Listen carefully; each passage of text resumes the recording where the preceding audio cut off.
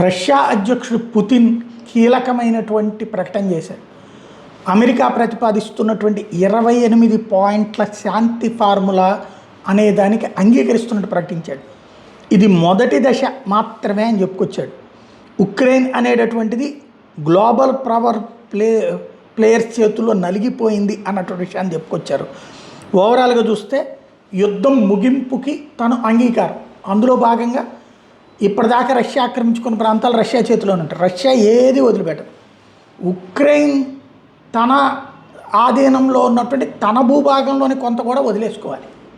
At the same time యుద్ధం యథావిధిగా ఇప్పుడు యుద్ధానికి ముందు ఎట్లాంటి పరిస్థితి ఉందో అట్లాగా ఇది ఓ రకంగా పుతిన్కి హ్యాపీ. అందుకని పుతిన్ సంతోషం వ్యక్తం చేస్తున్నాడు.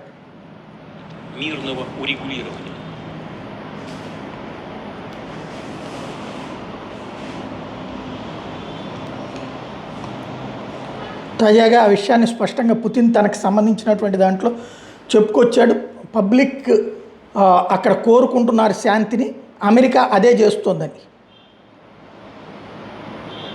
стороны наступила определенная пауза.